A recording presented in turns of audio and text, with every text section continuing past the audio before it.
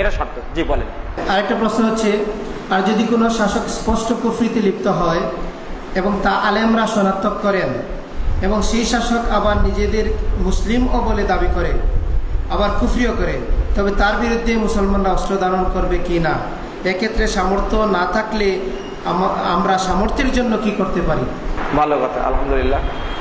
কোনো মুসলিম ব্যক্তি যদি এমনটা করে তাহলে তার জন্য দুইটা জিনিস, আল কুফরু দুনা কুফরিন, আল কুফরু কুফরান। কুফর হলো দুই প্রকারের। একজন ব্যক্তি সে আল্লাহকে মানে, রাসূল সাল্লাল্লাহু আলাইহি সাল্লামকে মানে এবং নিজে ইসলামকে বিশ্বাস করে, কিন্তু পরিবেশের কারণে নিজে সেটা বাস্তবায়ন করে না, তাহলে আকীদাগত ভাবে সে কুফরি করে না, কাফের নয়। আর সে আমলগত দিক থেকে সে কি কুফরি করছে, তাহলে ওই ব্যক্তির বিরুদ্ধে অস্ত্র ধারণ করা যাবে না। যেমন সাহাবায়ে কেরাম ফতোয়া দেননি হাজ্জাজ বিন ইউসুফের বিরুদ্ধে। হাজ্জাজ বিন ইউসুফ এত অন্যায় করেছে, তাবি ব্যক্তি আব্দুল্লাহ বিন জুবাইরকে হত্যা করলো, কিন্তু কোন সাহাবী দেখেন কাফের ফতোয়া দেননি। যেমন আজকের যুগের অনেক ভাই আমাদের শাসকদেরকে ডাইরেক্ট কাফের ফতোয়া দিচ্ছে, এটা ঠিক নয়। কাফের ফতোয়া দেওয়ার শর্ত আছে, ওই শর্তে।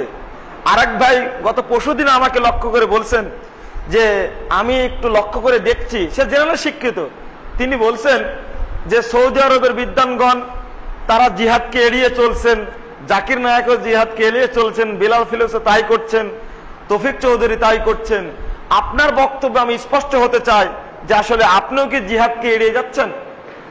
আমি বললাম যে আমার এত এলেম নেই যে সৌদি আরবের শায়েখ বড় বড় সালাফি বিদ্বানগণ যদি জিহাদকে এড়িয়ে যান আপনার কথায়, তাহলে নিঃসন্দেহে এক্ষেত্রে আমিও তো জিহাদকে এড়িয়ে যাব, আমার অত এলেম নেই।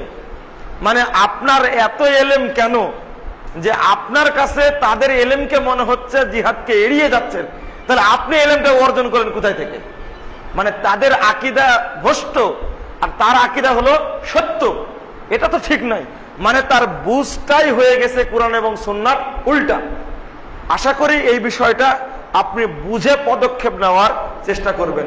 আল্লাহ আমাদের তৌফিক দান করুক, আল্লাহুম্মা আমিন। আপনাদের সকলকে আমি আন্তরিকভাবে মুবারকবাদ জানাচ্ছি, ধন্যবাদ জানাচ্ছি দীর্ঘ সময় দেওয়ার কারণে এবং কষ্টটা স্বীকার করার কারণে। আল্লাহর কাছে আমরা চাই, আল্লাহ তুমি আমাদেরকে এই সময়টুকু জান্নাতুল ফেরদাউসের পাথর হিসাবে কবুল করে নাও, আল্লাহুম্মা আমিন। আকুলু কওলি হাদা আস্তাগফিরুল্লাহ লি ওয়া লাকুম ওয়া লিসাইরিল মুসলিমিন। আসসালামু আলাইকুম ওয়া রাহমাতুল্লাহ। দোয়া পড়েন, সুবহানাকাল্লাহুম্মা বিহামদিকা আশহাদু আল্লা ইলাহা ইল্লা আনতা আস্তাগফিরুকা ওয়া আতুবু ইলাইকা।